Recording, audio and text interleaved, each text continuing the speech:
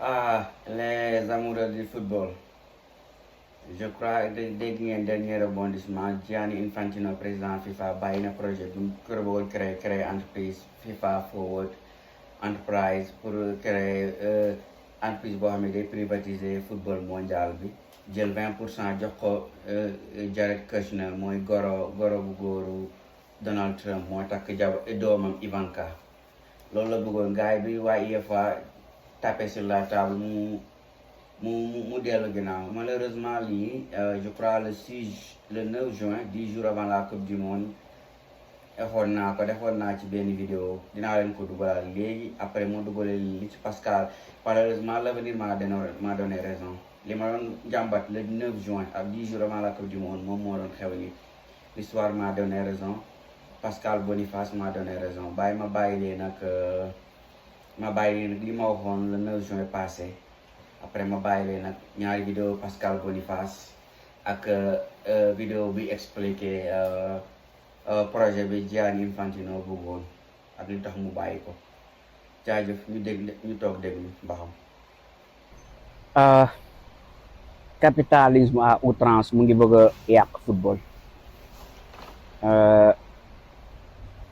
mais balaa maa développé démb Inter de Milan la may. C'était juste pour c'était un clin d'œil wala pour rendre hommage à l'Inter Milan bu entraîneur Simone Inzaghi baaxoon na bu Mourinho baaxoon na mais bii ñi may rendre hommage mooy Inter Milan bu 1998 bu ñoom Ivan Zamorano l'hélicoptère Ronaldo El Fenomeno Alvaro Recoba Yuri Djorkaeff Javier Zanetti Inter boobu dugg leen ci YouTube bi ngeen xool ko Inter bu garaaw la woon démb donc Inter laa doon rendre hommage tey c'est le football féminin qui est à l'honneur lii maillot Belgique la mais équipe nationale féminine bu Belgique la tey le football féminin à l'honneur.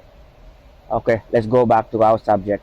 dama doon wax ne football capitalisme à outrance mu ngi bëgg a yàq football capitalisme à outrance lu mu yàq ko ñi symboliser capitalisme à outrance mooy télévision commerciale yi ak ñii nii waa FIFA UEFA FIFA CAF football léegi dirigeant football yi dañoo am problème dañoo am syndrome bi always more toujours plus moo waral ñu jëlee compétition coupe du monde 24-32 yóbbu ko 24 yóbbu ko 32 jóge ko 32 yóbbu ko 48 always more moo tax ñuy créer yeneen compétition coupe du monde des clubs coupe du monde nangam leneen léegi billet fii ma nekk ni Mercedes-Benz Arena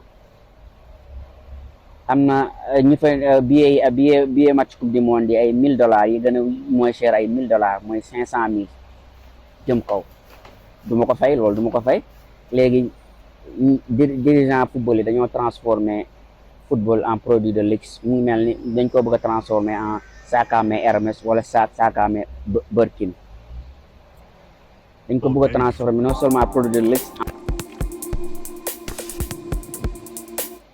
C'est un véritable carton rouge que l'UEFA vient d'attribuer à Gianni Infantino.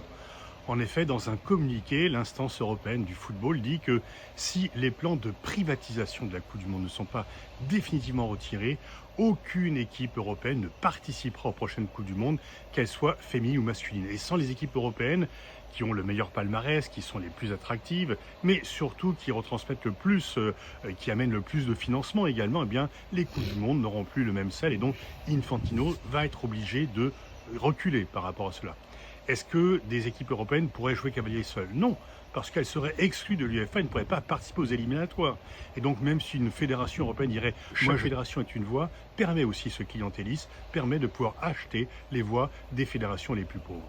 Infantino s'est cru tout permis après et pendant la Coupe du Monde 2026. Sa proximité avec Donald Trump, du fait de sa servilité, lui faisait penser qu'il pouvait tout se permettre. Il a accepté de la part de Donald Trump que les supporters d'équipes de pays un peu pauvres ne puissent pas venir soutenir leur équipe. Il a accepté qu'un arbitre somalien pourtant sélectionné par la FIFA, ne puisse pas venir arbitrer, poser le pied sur le sol américain. Il a accepté que l'équipe d'Iran ne puisse pas séjourner là où il jouait ses matchs du fait du refus américain, alors qu'elle a été quand même qualifiée. Il a accepté qu'il y ait des pauses pendant la mi-temps, peut-être qu'il y ait des pauses publicitaires et pas du tout pauses fraîcheur. Il a accepté que la mi-temps de la finale de la Coupe du Monde dure une demi-heure pour pouvoir passer plus de publicité.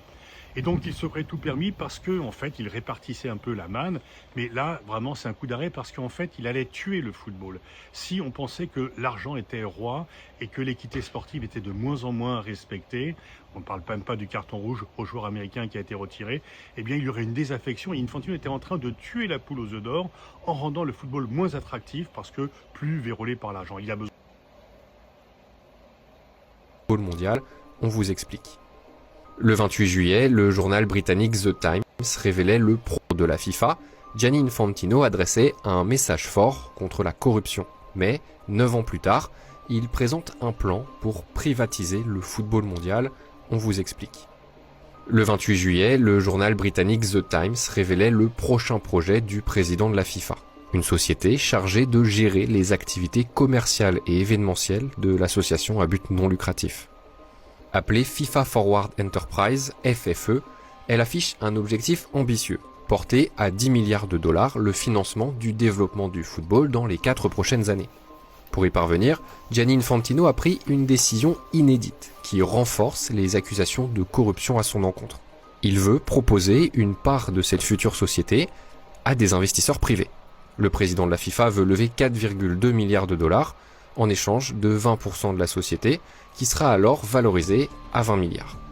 La FIFA a confirmé dans un communiqué le lancement de ce projet, tout en assurant qu'elle conservera le contrôle exclusif de cette société et l'autorité exclusive sur la gouvernance du football et les compétitions.